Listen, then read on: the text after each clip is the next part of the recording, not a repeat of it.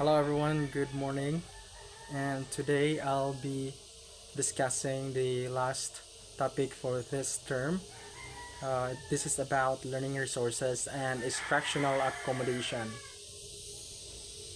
So, our learning objective for this topic is to identify and describe a variety of learning resources and instructional accommodations appropriate for diverse learners, including those with disabilities, diverse learning styles, and cultural backgrounds. So, first, we have an overview what our learning resources are. So, learning resources are materials and tools that support teaching and learning processes. They encompass a wide range of items, including textbooks, videos, digital content, simulations, and more. So, these resources can be utilized in both formal and informal educational settings, such as classrooms, online platforms, museums, and libraries to enhance students' understanding and engagements. So, in short, learning resources are those materials and tools that enhances the students' understanding and engagement. While accommodations, this refers to adjustments or modifications made to learning environment, instructional methods, or assessment procedures to provide students with disabilities equal access to education. These changes do not alter the academic content or expectations, but rather support the students' ability to participate and demonstrate their knowledge and effectively.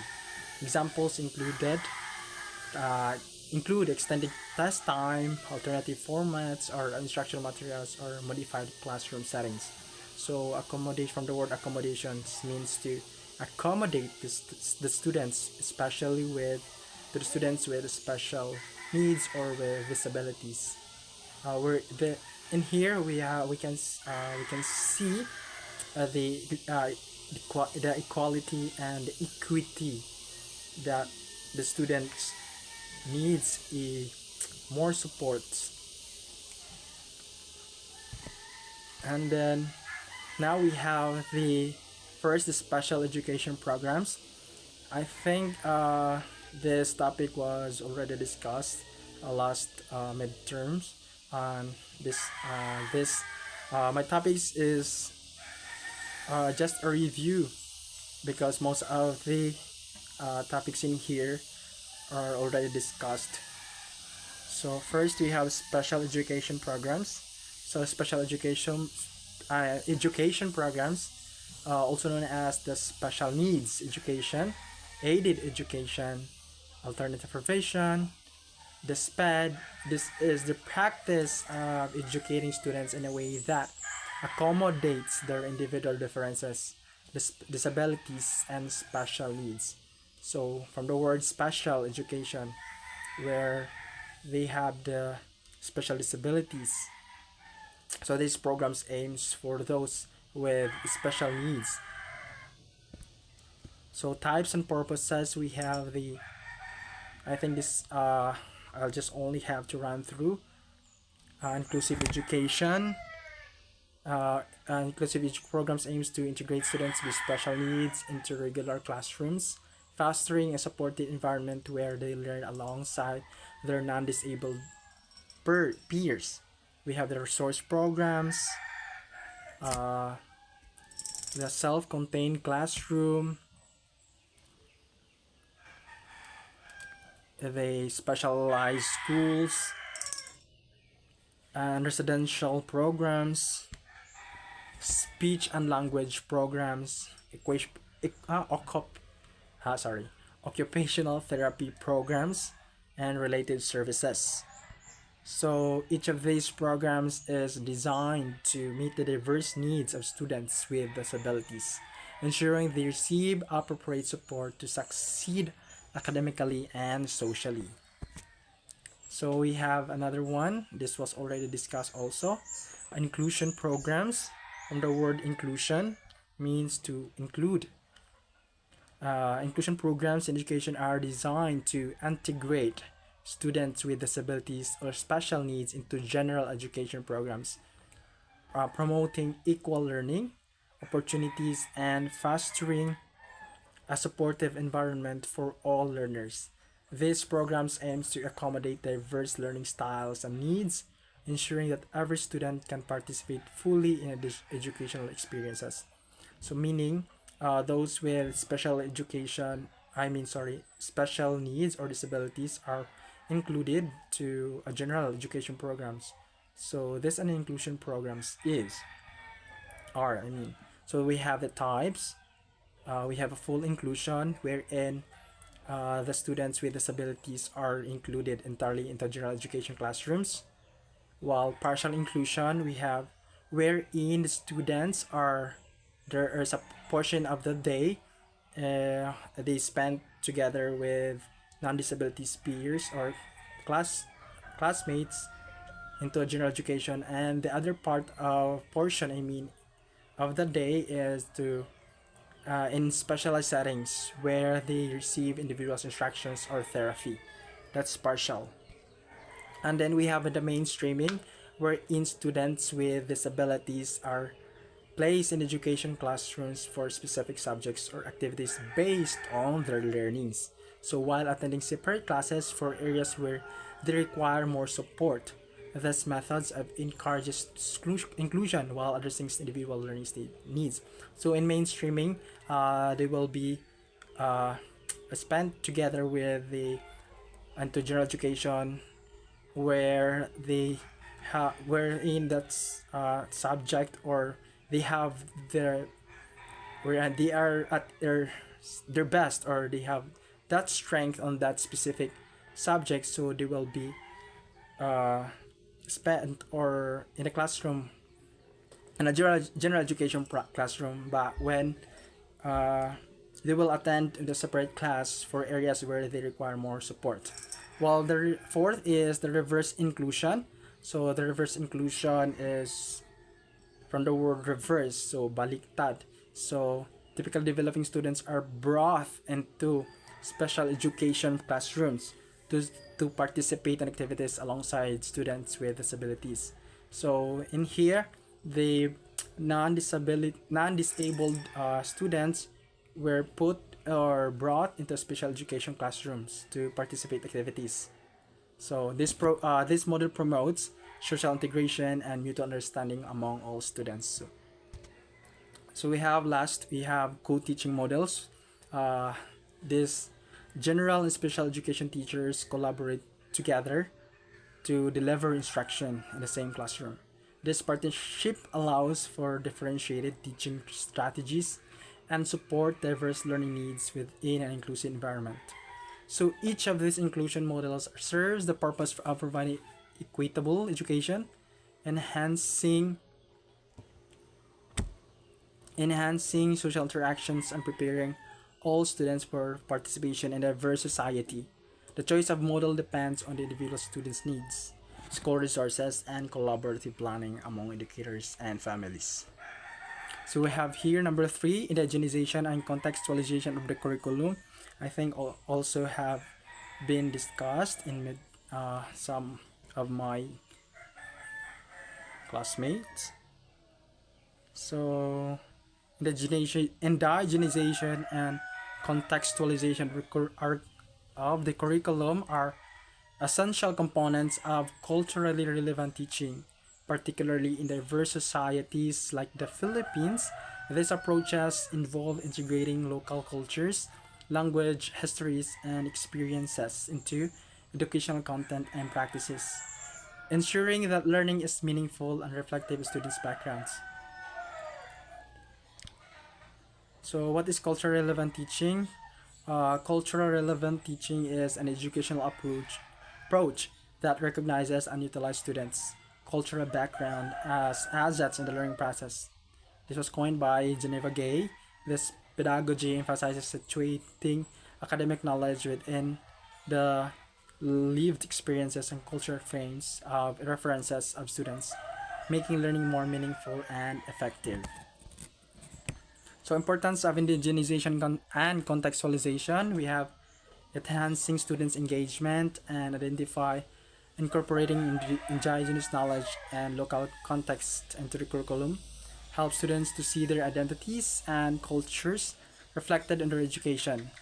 Two is to promoting equity and inclusivity by acknowledging and validifying diverse cultural perspective, indigenized and contextualized curricula, address historical marginalization, and promote a more inclusive education environment.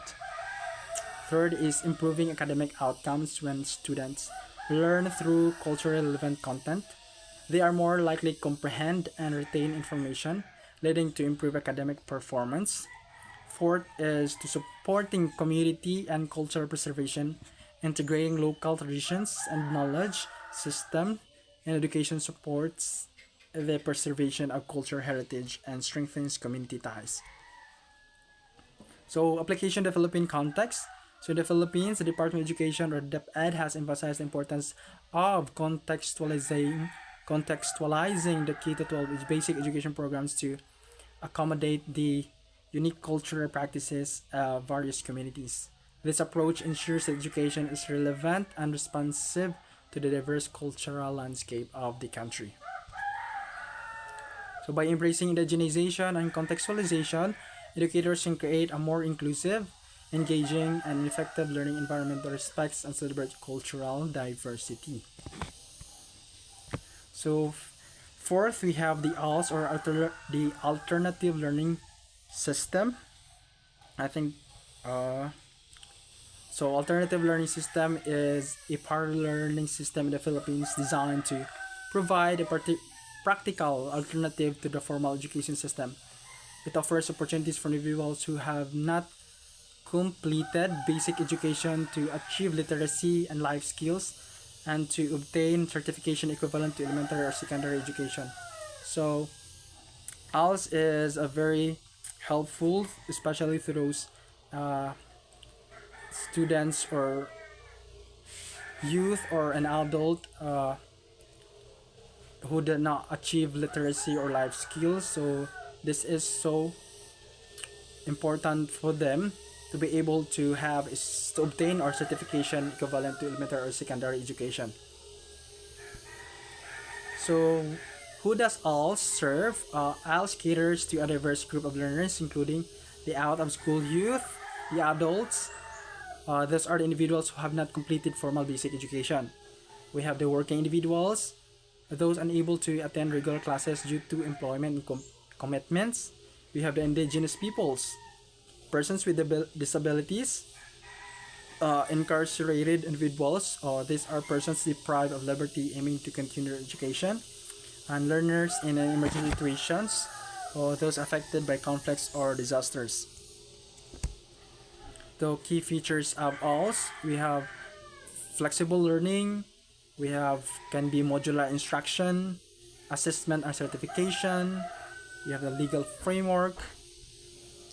So the ALS play a crucial role in promoting inclusive education in the Philippines, providing a second chance learning opportunities and contributing to the reduction of illiteracy and educational inequality. So these programs really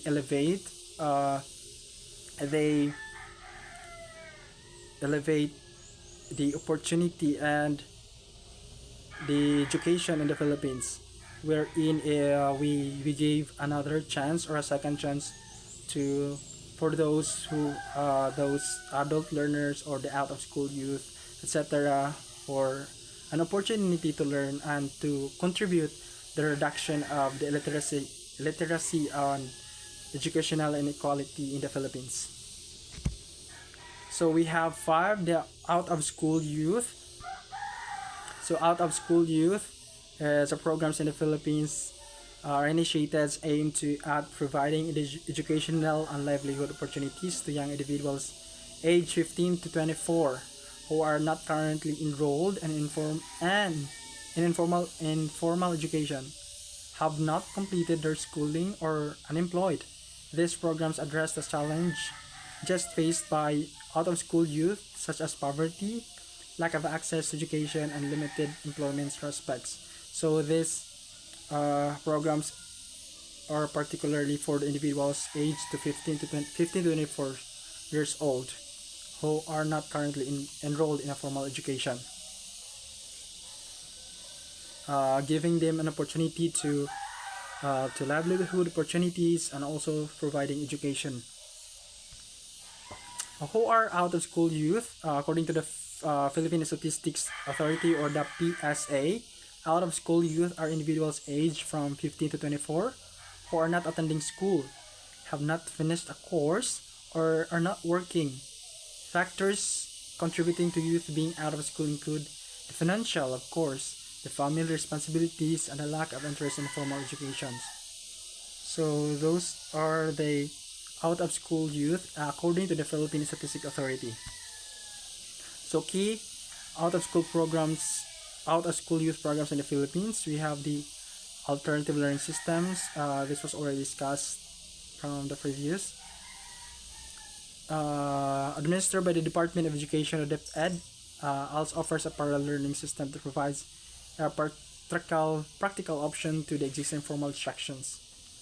So we have here number 2, the Abot Alam programs. This nationwide convergence programs targets out of school youth aged 15 to 30. So aiming to address their needs by providing education, skill trainings, and employment opportunities. We have here the Opportunity 2.0, a 5-year project launched by the US government in partnership with DepEd and the Technical Education and Skill Development Authority, or the TESDA. Opportunity 2.0 provides second chance opportunities for out of school youth through education, employability skills training, and work experiences. So what is the impact importance of this program? So these programs play a crucial role in reducing the number of out of school youth by offering alternative pathways to education and employment. By equipping young individuals with the necessary skills and knowledge, out of school youth programs contribute to personal development and the overall socio-economic growth of the country. We have here the number 6, the disadvantaged children. So these are affected by poverty. So disadvantaged children, those are affected by poverty, unstable housing, limited access to health care, or marginalized social conditions, face unique individual challenges that require thoughtful support and accommodations. So those are the disadvantaged children. I think this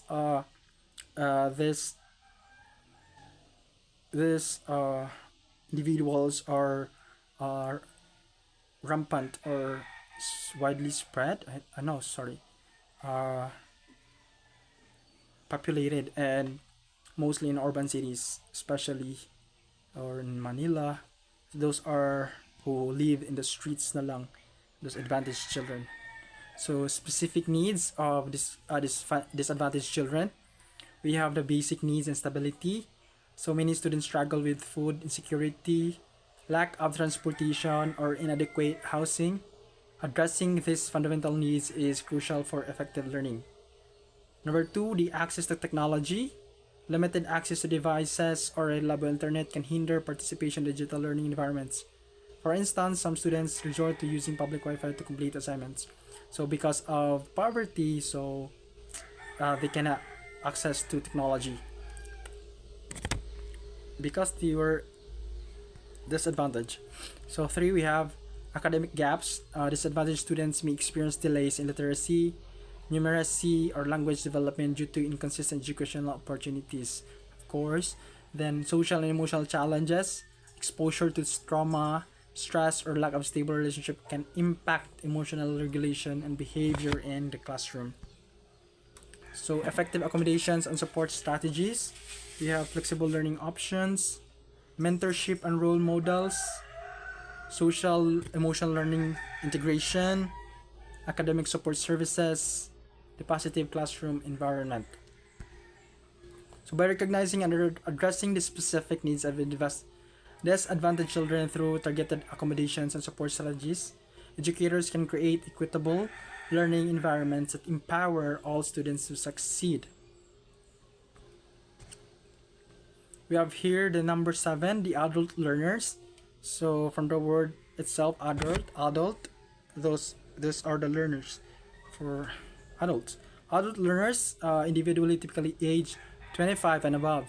So ang out of school youth kay kuan man to 15 to 24. So this adult learners individuals typically age 25 and above. So who return to education, bring diverse experiences and face unique challenges that distinguish them from traditional students. Understanding their specific needs and providing appropriate accommodations are crucial for fostering effective learning environments. So we have the specific needs of adult learners. Also, we have the flexible learning options. So many adult learners juggle responsibilities such as work, yeah, family, community obligations. So offering flexible scheduling online courses and self-paced learning can accommodate their busy lives. So, uh, because of the busy life or nanay family ang mga adults, so mostly we offer them a flexible scheduling. Well, like the online katong courses, mga ana, self-paced learning, which accommodate their busy nga mga schedule. So number two, we have the relevance to real life applications. So adult learners are often goal-oriented, seeking education that directly applies to their careers or personal growth, incorporating real-world scenarios and practical application enhances engagement.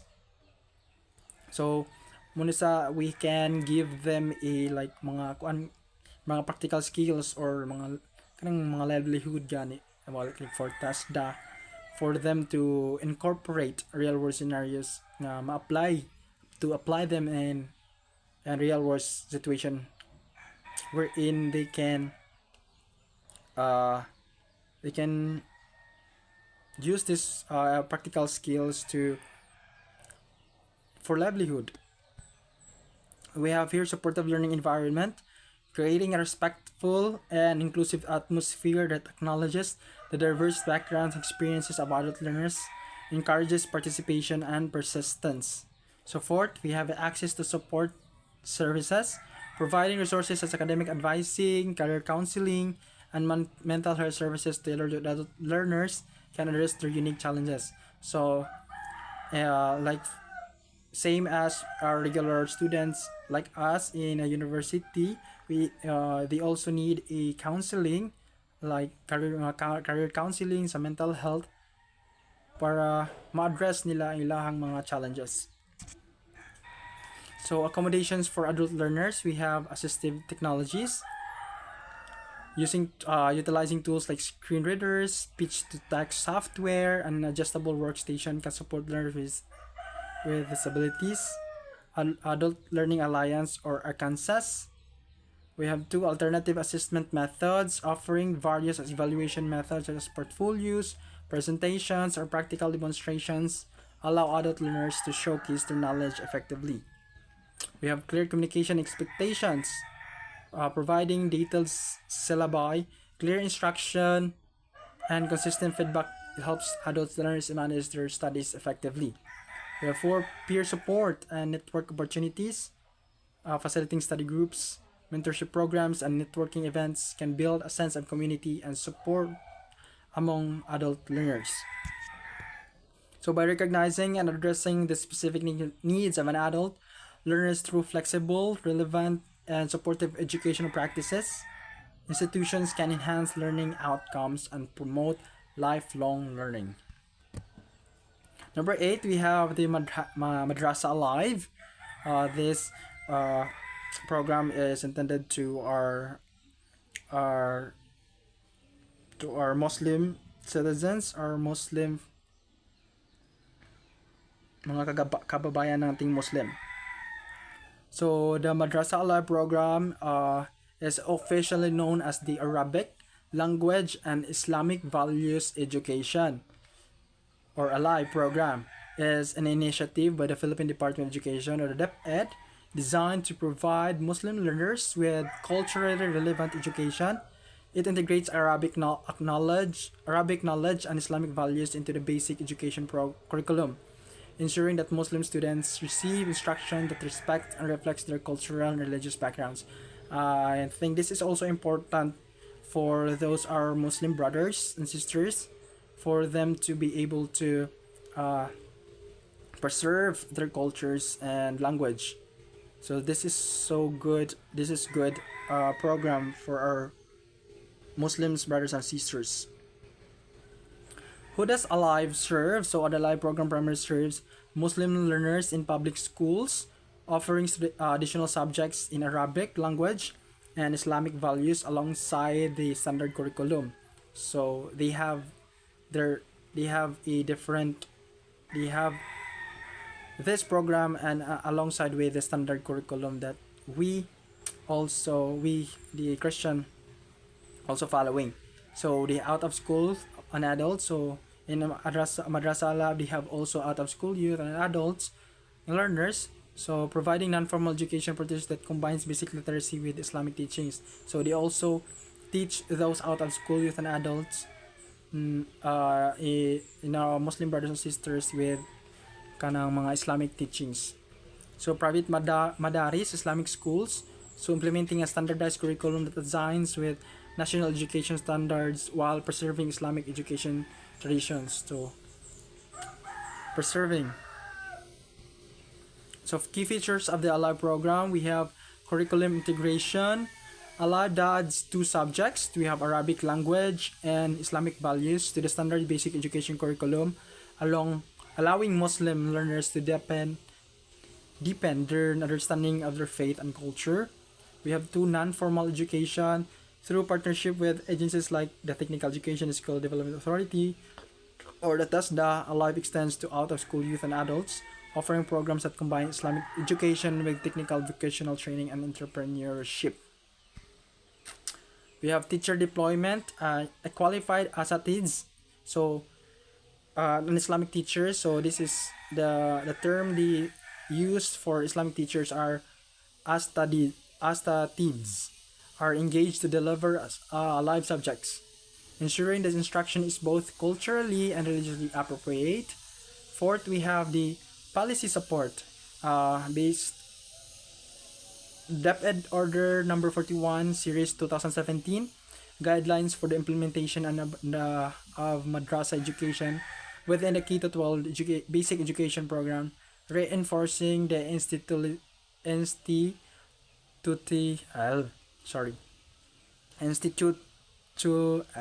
institutionalization of Alive. We have the importance of the Alive program. So the Alive program plays a crucial role in promoting inclusive education in the Philippines by preserving cultural identity, enhancing educational access, fostering social cohesion. So in summary, the Madrasa Alive program is a significant step towards achieving educational equity, and cultural inclusivity of Muslim learners in the Philippines. By accommodating the unique needs of these students, Alive not only enhances their academic experiences but also promotes a more harmonious understanding society. So this is so very important in our in the Muslim community to in preserving their cultures and traditions. So this is the Madrasa Alive program. We have 9 the special interest programs. So special interest programs, so from the word special, like kanang mga special strengths, are educational initiatives designed to cater students' special interest programs, passions or talents, or cultural backgrounds, enhancing their learning experiences and for fostering personal growth. In the Philippines, the Department of Education, DepEd offers various such as programs, particularly at senior high school level, to provide students special knowledge and skills. So, natay Kito 12 from grade 11 to 12 na sila specialization from STEM, na mga good in mathematics, science, and technology. We have the UMS, the GAS. So this belongs to special interest programs. Ila pong gikuan initiatives of the government to design to cater students special interest programs. So examples of special interest programs in the Philippines, we have the special program in journalism. This focuses on developing students' writing, reporting, and media production skills. Also, it prepares learners for careers in journalism, communications, and media related fields. So, number two, we have special programs in arts. We have offering training in visual arts, so music, dance, theater, literature, any various kwansa arts. This encourages students in expressing their creativity and artistic, which leads to careers in arts and culture sectors. We have a special program in foreign language. Uh, those learners that are good in or the multilingual or they are specific language provides instructions in languages as Spanish, French, or Japanese. This also enhances cultural understanding and prepares students for global opportunities. So we have four. We have special education in sports, focuses on physical education, sports science, and athletic training. Also develops students' physical fitness and sportsmanship, opening pathways to sport-related careers. We have a special science program. Those are mga STEM students. Emphasizes advanced studies in science, technology, engineering, and mathematics. So it equips students with critical thinking and research skills for future STEM careers. We have six special education programs or the SPED for those to cater the special needs, providing tailored support and accommodations. Also ensures inclusive education and equal learning opportunities for all students. So the benefits of special interest programs, we have to personalized learning. It aligns education students' interests and strength, fostering engagement and motivation. We have two, skill development, equip students with specialized skills that enhance their competencies in specific fields. We have three, career readiness, prepare students for higher education and careers by providing relevant knowledge and experiences. We have fourth, for cultural enrichment, promotes cultural awareness and appreciation, especially in programs like SPFL and SPA. Fifth, we have inclusive education. Programs like SPED ensure that learners with special needs receive appropriate support, fostering an inclusive learning environment. So these programs are integral to K-12 curriculum, aiming to develop well-rounded individual equipped for the challenges of the modern world. So these programs aims to global competitiveness. We have here the last one is the quality differentiated instruction, homeschooling, and distance learning. We have quality differentiated instruction or DI. It tailors teaching methods to accommodate diverse students' needs, ensuring each learner receives the appropriate support and challenge. So key approaches: content, adjusting the material to match students' readiness levels. Process is verifying the activities to facilitate understanding. Product, we have allowing students to demonstrate learning in different ways. Learning environment, we have creating a supportive and flexible classroom atmosphere. The benefits, addresses individual learning style and needs, promotes engagement and motivation, then enhances academic achievement. We have here the homeschooling. From the word itself, nasa balay ba? Homeschooling involves parents or tutor education children at home, offering a personal learning experiences. Common approaches, we have the traditional structured curriculum similar to traditional schools. We have Charlotte Mason, emphasizes literature, nature studies, and narration. Montessori focuses on self-directed, hands-on learning. The unit studies integrates multiple subjects around a central theme. The benefits, we have flexible and scheduling and pacing, tailored to the child's learning styles and interests, a closer family bonding and involvement. So we have the distance learning from the word distance. So especially this distance learning to those mga remote areas or mga lagyo. Definition: distance learning is digital platforms to deliver education remotely. We have types. We have synchronous, means real-time classes via video conferencing. Asynchronous, pre-recorded lessons and self-paced assignments. I think we already know what the synchronous, asynchronous terms. Blended learning combines online and in-person instruction. Benefits: access to education from anywhere, flexible learning schedules, wide range of courses and resources. So in conclusion, supporting diverse learners is crucial for fostering an inclusive educational environment. When students receive the necessary resources and accommodations, they are more likely to engage meaningfully with the curriculum, develop essential skills, and achieve academic success. Moreover, inclusive education promotes social cohesion and prepares students for a diverse and interconnected world.